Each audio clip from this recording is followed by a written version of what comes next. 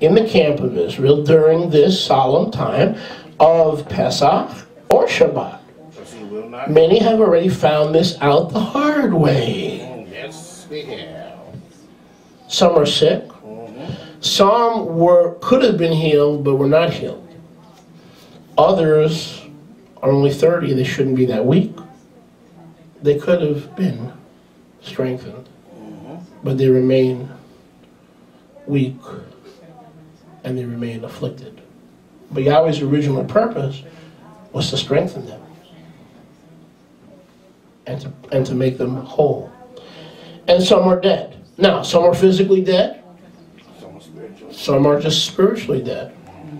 Their spiritual growth has come to an end. They were doing well at one time, but they started fighting with their brothers. They started arguing. They took little moles and turned it into mountains, and turned mountains and made it into even bigger mountains. So today they are dead in their journey and their growth in the faith that is in Messiah Yeshua, because they're going to celebrate Pesach in 3 weeks and they won't even pick up the phone and make things right. Wow. So good luck. You're gonna have to be eating at the table of many and the table of God this Pesach. Yeah. This is not a joke. These words are not there. They're not there to frighten you. They're there so you have enough time to prepare for Pesach and to get it right. There's nothing so sweet as the sweet fruit and the sweet candy and the sweet chocolate of the chords of forgiveness and restoration. The best relationships I have are the relationships where two men, two people, I and another party, are real friends. Not just I forgive you, I'm sorry, just so I have a clear conscience and I don't feel guilty. Some of the best friends I have in ministry now were people that I had words with who turned against me. But today, we have a better, more faithful, more loyal relationship because there was true forgiveness in those relationships. Amen. So how do we properly discern the body of Yeshua as, what was that thing, the 14ers? The 14ers, yes. The 14ers? Say it again. Chris? Say it again right here. Thank you. As 14ers, I know where I'm getting all the Jews from today. Quintensmians? Kissintimians? No. Kindesians. Kindesians. Where do we get this power? The power comes from the power of forgiveness, the power of forbearance, of considering others better than ourselves. If we consider others better than ourselves, we're not going to go into a corner, take our food, and disappear and not share it with anybody, and I'll wait till my husband or my wife finishes talking to everybody, and then I'll just say goodbye before we... No, I'm not talking about having a bad day. You know what I'm talking about. You know what I'm talking about. Oh, yeah. Oh, yeah. Having issues with other people, or just keeping things to yourself. And Yahweh says, look, these heresies, these controversies are here on Shabbos to show you you're not ready for Passover. Oh, wow. You're constantly fighting and debating and picking issues, making issues on Shabbat, and you're all ready for Passover. You're not ready for Passover. I'm preaching good? Oh, yeah, you tearing it up. Literally. Shabbat is a weekly thing. It's an opportunity to get it right.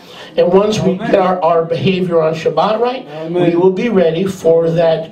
As often as you eat this bread and drink this blood, do this in remembrance of me. So what we're doing all the time, naturally, once a year, thank you, on Pesach, now Yeshua says, but don't just do it anymore. Now remember me. Remember the body from heaven. Remember the blood from heaven. And P.S., discern the body of the Master Yahweh. He is the head. We are his body. Oh, wow. You see that? Are you discerning every relationship that needs to be made right before you sit down in 3 weeks? Are you discerning every single relationship? Probably. Examine yourself. And then eat of the whole wheat unleavened lechem and drink the cup. Examine yourself. Most people are in denial. No one else will examine you. We are called to examine yourself. ourselves. Baruch Hashem, Yahweh. Look at this. Many are weak. Many are sickly. Many are dead. A person can be weak physically or spiritually. A person can be sick physically or spiritually. And a person doesn't even have to be dead. People think about this in terms of physical death. A person doesn't have to be physically dead. A person could be dead in their growth in Yahweh. They could be dead in their relationship in Yahweh. They could be dead in their advancement, in their spiritual maturity with Yahweh. And so we need to examine ourselves. And fortunately, Yahweh gives us plenty of time because we have Pesach coming and we have Shabbat coming every week. So there's plenty of Shabbats. We still have 3 Shabbats to get things right.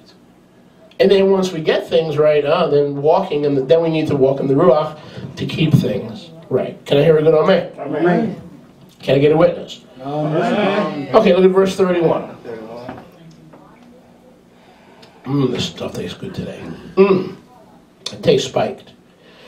For if we would judge ourselves, we should not be judged. Yes, that is the hardest part. That is the hardest part. To examine ourselves and to judge ourselves. That is the hard part.